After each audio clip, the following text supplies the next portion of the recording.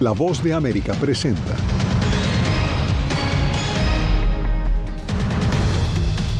Nueva caravana con miles de migrantes atraviesa México con rumbo a Estados Unidos.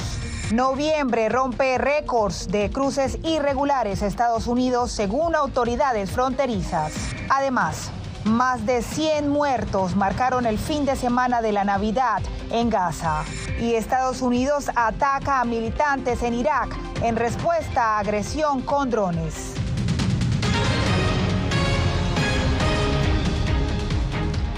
Bienvenidos a una nueva emisión de Noticias en el Mundo al Día. Comenzamos con la nueva caravana de migrantes de Centro y Sudamérica que atraviesa México de sur a norte. Desde Ciudad de México, Javier Egar nos reporta que se trata de miles de migrantes, incluyendo a numerosos niños.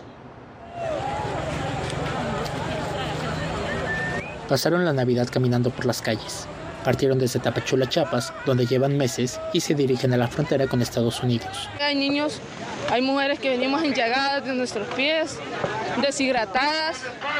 Pues es duro para buscar el sueño americano. Y pues lo que buscamos nosotros es que el gobierno nos dé por lo menos el permiso para cruzar. Son miles de personas, incluyendo cientos de niños.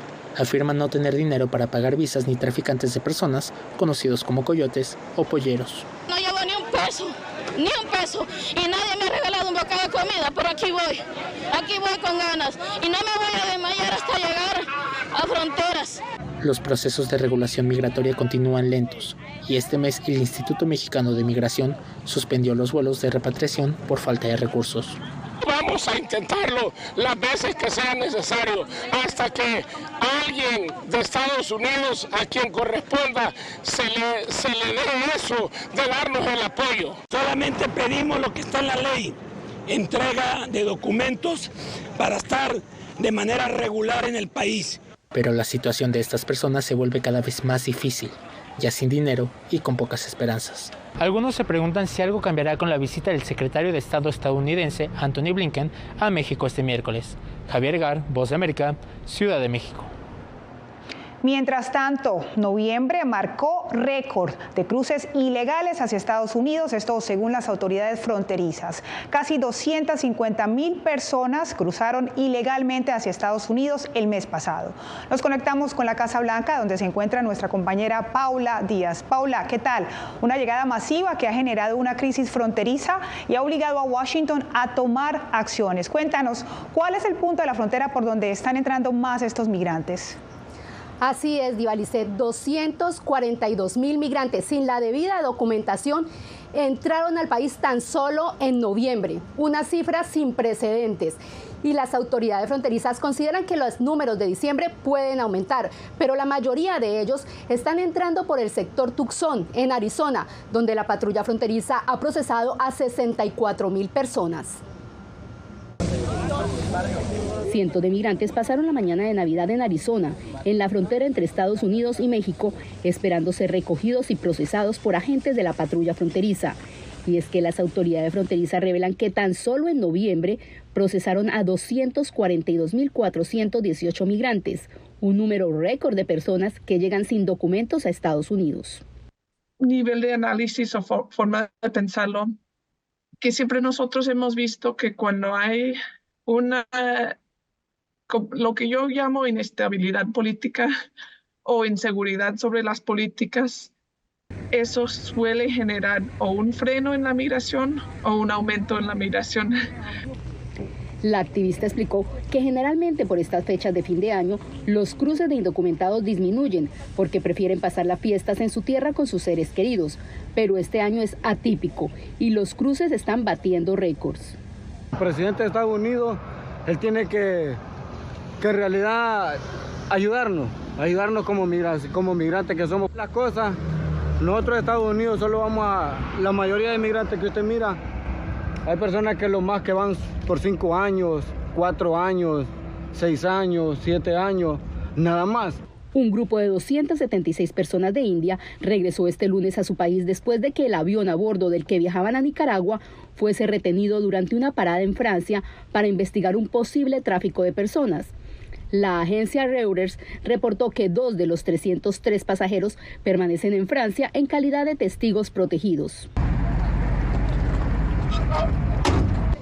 El secretario de Estado Antony Blinken, el secretario de Seguridad Nacional Alejandro Mayorkas y la asesora de Seguridad Nacional de la Casa Blanca, Liz Sherwood Randall, se encontrarán mañana miércoles en México con el presidente Andrés Manuel López Obrador para buscar la manera de detener la llegada masiva de migrantes a la frontera de Estados Unidos.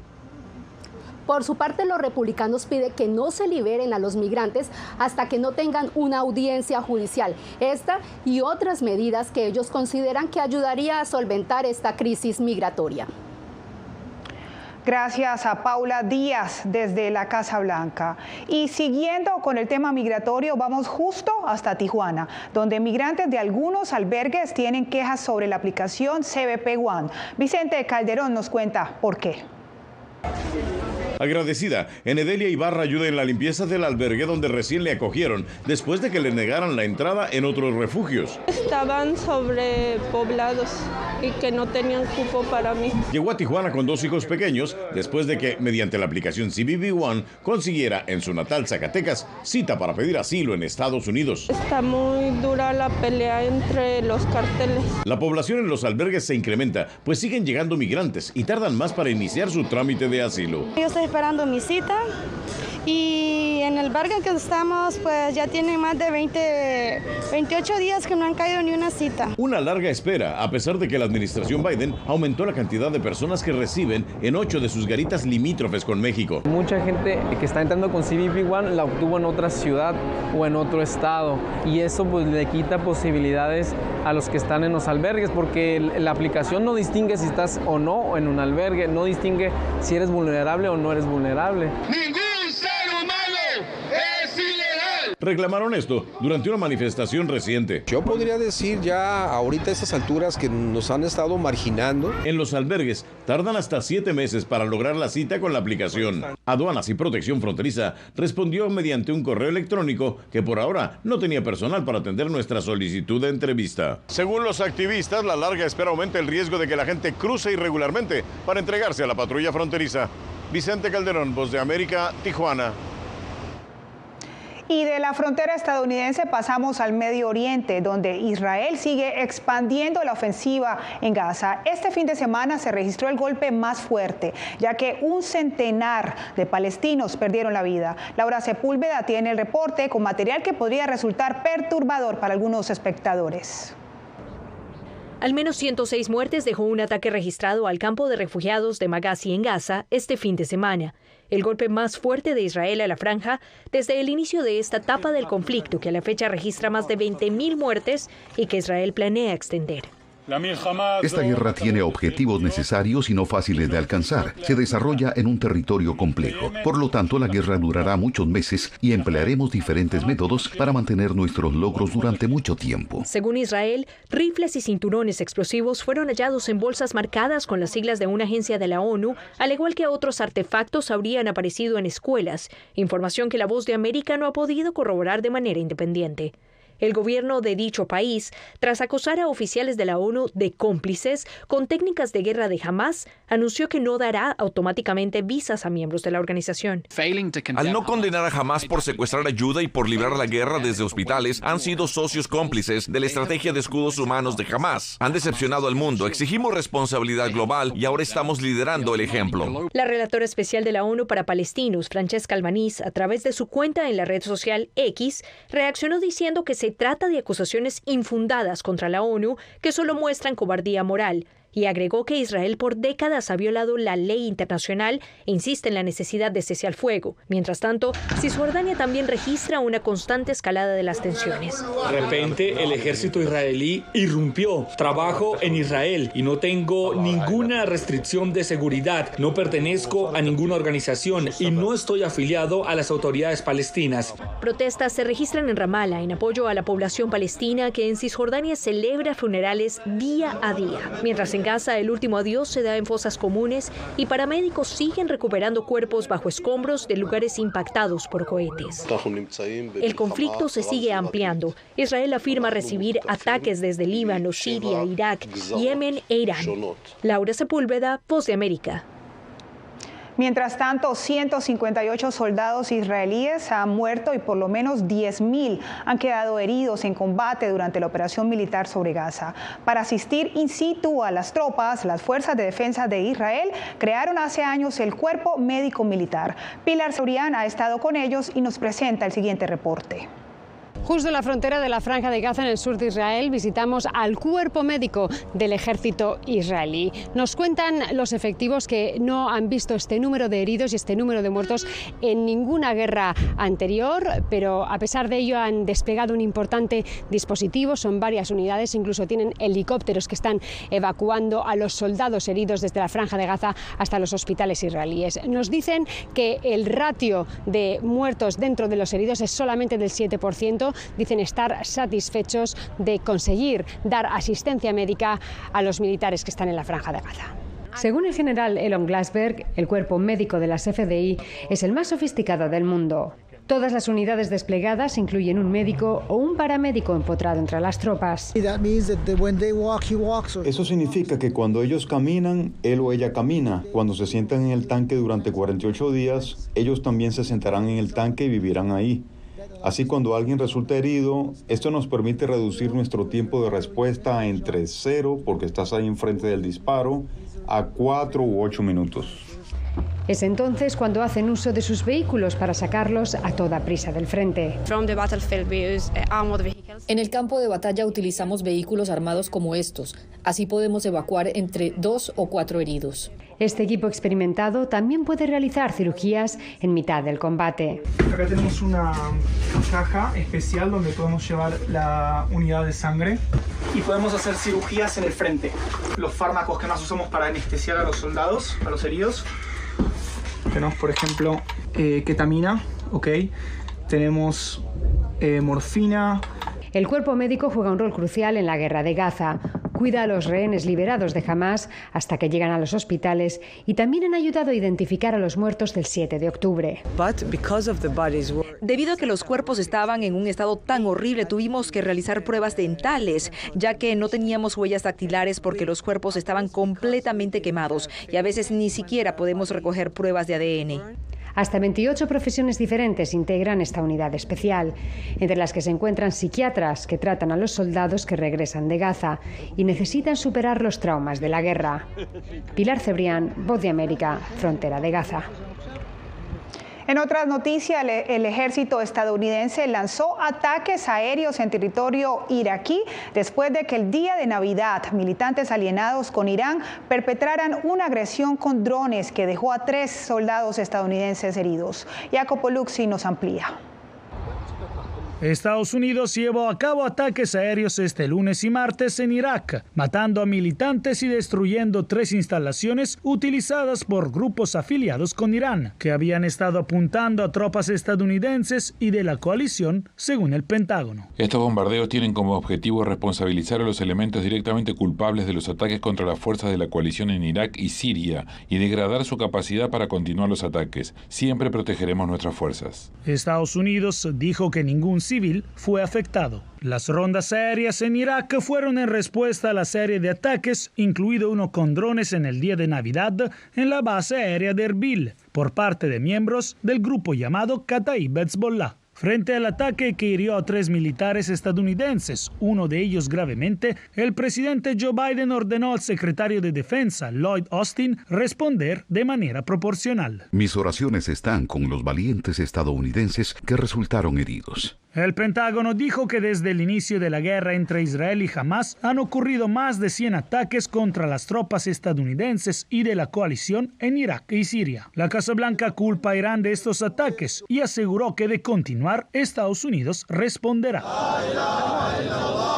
En Irak, entre tanto, el ataque generó protestas y condenas por una parte del gobierno, quien dijo que al menos un militante murió y más de una docena resultaron heridos.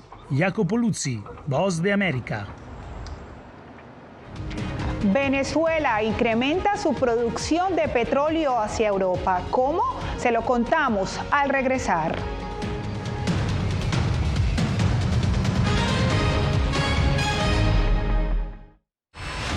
Hay un dicho sobre Chile. Periodismo, La Prensa Libre Importa, una coproducción de La Voz de América y Mega Noticias. En Chile hay libertad de expresión, pero que no hay donde expresarla. Disponible en vozdeamerica.com. ¿Quieres mantenerte informado de primera mano? Únete a nuestro canal de WhatsApp. Lo que ocurre en Estados Unidos, América Latina y el mundo directamente a tu celular. Escanea el código que ves en pantalla y conéctate con las noticias para recibir información veraz y balanceada. Noticias de última hora, reportes originales y verificación de información. Porque en La Voz de América, la prensa libre importa. Soy Jorge Agobián, corresponsal de La Voz de América en la Casa Blanca. Nuestro trabajo es conectar a Latinoamérica con Washington. Aquí somos la voz, oídos y ojos de nuestro continente para reportar lo que se decide en Estados Unidos e impacta en nuestros países. Traemos a esta sala de prensa las preguntas que la gente se hace y hablamos en un lenguaje sencillo para explicar las políticas globales, sus defensores y detractores. Y lo entregamos a nuestra audiencia para que saque sus propias conclusiones. Porque en La Voz de América, la prensa libre importa. Siento miedo de ejercer periodismo. Periodismo, La Prensa Libre Importa, una coproducción de La Voz de América y Teleamazonas. Siento miedo de decir que soy periodista. Disponible en vozdeamerica.com. ¿Cómo decidió este grupo de hombres no acabar con la civilización? Presentamos De Yalta a Malta, una serie documental que analiza las relaciones y amistades entre los líderes de la Guerra Fría. Cómo interactuaron, cuándo se conocieron y llegaron a discutir el destino del mundo. Es un lado de la historia que usted necesita ver. De Yalta a Malta. Vea los 5 episodios ahora mismo en VOA+.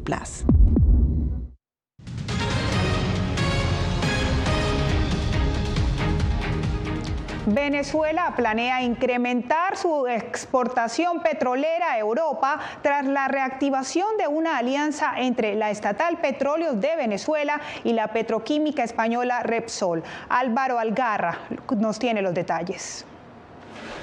Las compañías suscribieron 2 acuerdos que buscan mejorar las actividades de la empresa mixta. Para Rafael Quirós, jefe de la Cátedra de Petróleo en la Universidad Central de Venezuela, lo más importante es que ayudará a pagar la deuda que tiene la estatal venezolana. La producción total o la factura petrolera que se derive de tal explotación va a amortiguar la deuda que PDVSA tiene con Repsol. La deuda llega a $1.300 millones. La producción petrolera venezolana en noviembre fue de 780.000 barriles diarios, de acuerdo con datos de la OPEP.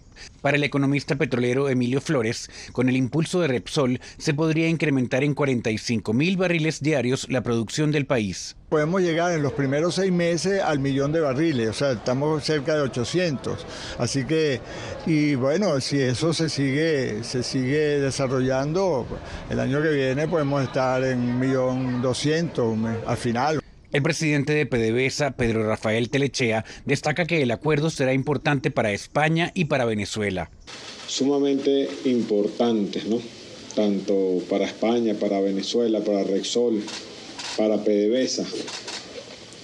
Nosotros estamos en ese proceso de renacimiento de la industria petrolera. Repsol se convierte en otra de las empresas que han suscrito convenios con Venezuela después de que Estados Unidos aliviara en octubre las sanciones al país caribeño, entre ellas las relacionadas con el petróleo y gas, en respuesta a un acuerdo electoral entre el Ejecutivo y la oposición de cara a las presidenciales de 2024. Álvaro Algarra, Voz América, Caracas. En Bolivia, aunque se registran varios operativos antidrogas, expertos y opositores cuestionan los resultados y ponen en la mira la presencia inédita del fentanilo. ¿Qué pasa con la política antidroga de Bolivia? Fabiola Chambi nos trae el siguiente reporte. Recientemente, autoridades chilenas incautaron más de 1 tonelada de droga procedente de Bolivia.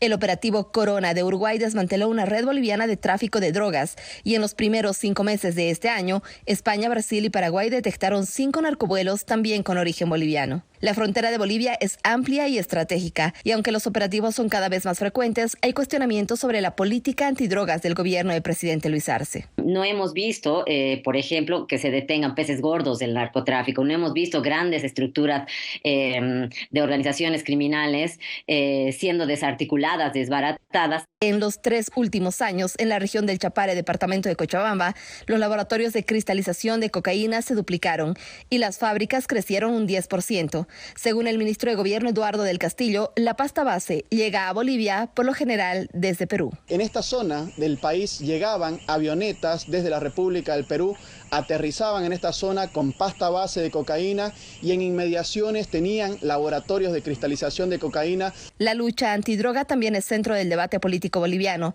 con las duras críticas del expresidente Evo Morales al actual gobierno. Algunos comandantes están envueltos en el narcotráfico. A solas, como hemos denunciado, hay corrupción. Lucho, mira. Otro tema que también puso en alerta a las autoridades bolivianas fue el reciente decomiso de 3.050 dosis de fentanilo, la primera vez de esta poderosa droga sintética en el país. Fabiola Chambi, Voz de América, Bolivia. En El Salvador, pese a contar con una moderna biblioteca, sus usuarios no pueden permanecer en ella. La razón se la contamos al regresar. Soy Belén Mora, periodista de La Voz de América. Como reportera y presentadora tengo la responsabilidad de acercarles las historias que se generan en Washington y que impactan tu entorno cercano. Desde perspectivas diversas en un ambiente informativo en constante evolución que pone a prueba y nos hace poner en la balanza nuestros valores profesionales, te presentamos información veraz, porque en La Voz de América la prensa libre importa. En tiempos de cambios, cuando el mundo parece incierto y lo que escuchamos no refleja lo que vemos, buscamos la verdad. A través de la pantalla de la... Cuando nos cuentan solo una parte de la historia, perdemos la confianza. En momentos de crisis, nuestros sueños, esperanzas y deseos de un mejor mañana dependen de una prensa libre. En La Voz de América te traemos las historias que la gente se arriesga a ver. Conectamos el mundo y lo unimos con la verdad.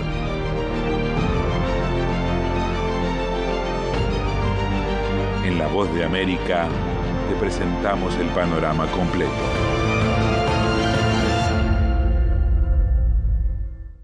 Soy Jacopo Luzzi, reportero de La Voz de América aquí en Washington, D.C. Ya sea informando desde el Capitolio, desde la Casa Blanca, cubriendo el impacto del cambio climático, el impactante tema migratorio, o subir en un avión y cruzar medio mundo para estar en el lugar de la noticia con la información precisa y veraz, este es mi compromiso como periodista. Un compromiso de vida profesional que comparto con ustedes, porque en La Voz de América la prensa libre importa.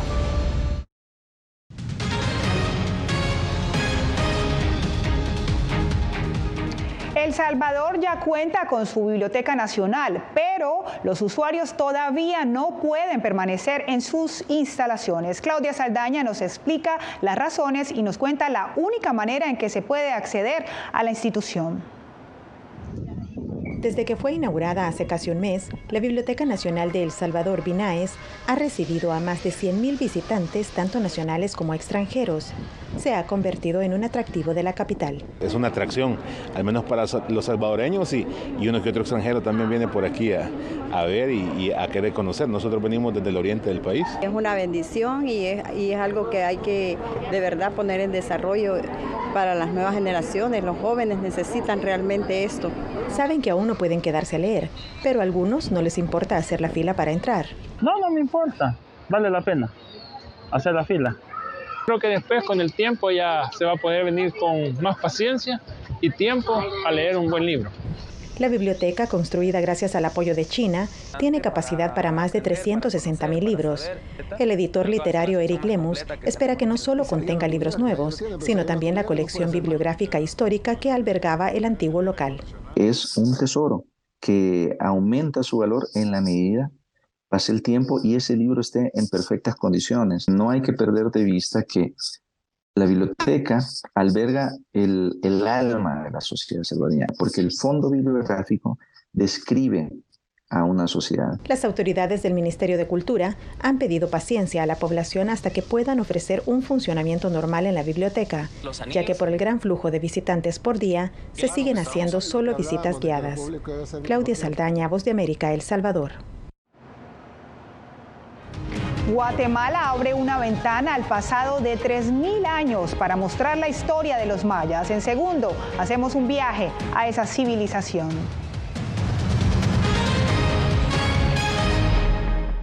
Hola, soy Natalí Salas Guaitero, conductora de La Voz de América. Desde pequeña desarrollé un gran deseo por darle voz a aquellos que son invisibles por una u otra razón. Ya ha sido reforzada. Me enorgullece ser parte de La Voz de América, un equipo en el que la ética y la búsqueda de la verdad siempre son el norte. Ser periodista es una gran responsabilidad porque somos defensores de principios de libertad y para mantenerlos, la prensa libre importa.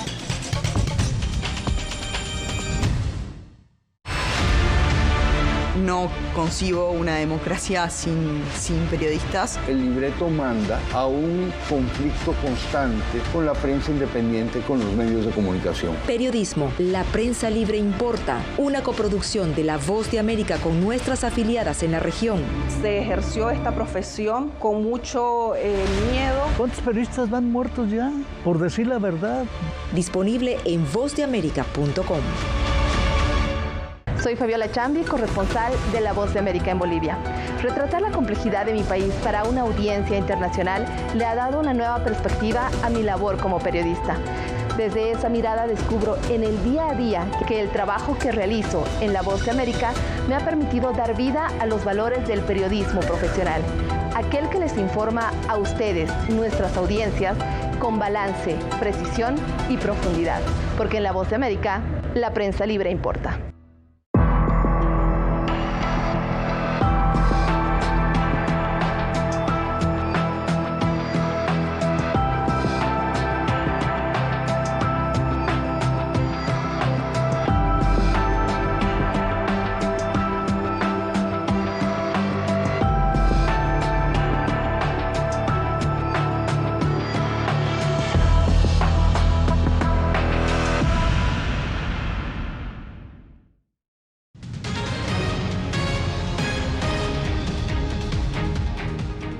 Guatemala abrió una puerta al pasado de más de 3.000 años con una muestra sobre el legado cultural maya, donde se pueden apreciar desde su escritura hasta la observación de astros. Eugenia Sagastume nos cuenta. La civilización maya es considerada una de las más importantes en el mundo por su desarrollo en la escritura, la invención del cero, sus aspectos calendáricos y la observación de los astros. Este museo resume cómo vivieron los mayas desde el periodo preclásico. Podemos encontrar esculturas, estelas, monumentos y sobre todo material cerámico que nos va a narrar la historia de esta población. Nos va a contar sobre sus logros en ciencia, en arte, en religión y arquitectura. La idea es divulgar la importancia de Guatemala como cuna de la civilización maya y promover la visita de los sitios arqueológicos. Las nuevas tecnologías han demostrado que llegamos a un aproximado de más de 4.000 sitios arqueológicos. El más conocido es Tikal, ubicado en Petén, y en este museo se relata cómo fue encontrada la tumba de uno de sus reyes. En esta sección podemos encontrar figurillas con formas humanas que son a manera de ofrenda encontradas en la tumba del gobernante de Tikal, Hassan Chancabil, quien fue rey desde el año 682 al 734 después de Cristo. Uno de muchos relatos históricos que atraen a turistas. El adentrarse más a esta historia y es fascinante. El museo expone más de 500 piezas originales que datan desde el año 2500 a.C. y que muestran el esplendor de la civilización maya hasta la época actual. Eugenia Sagastume, Voz de América, Guatemala. Y esta semana Colombia vibra al ritmo de salsa. Inicia la Feria de Cali, el evento cultural más importante de la ciudad, donde por varios días bailarines de diferentes escuelas de salsa lucen trajes coloridos y desfilan por las calles en una fastuosa celebración de identidad cultural. El evento atrae a miles de entusiastas de la salsa de todo el mundo. Así que al ritmo de salsa nos despedimos en El Mundo al Día. Con mucho gusto les acompañó Diva Lizeth Cash.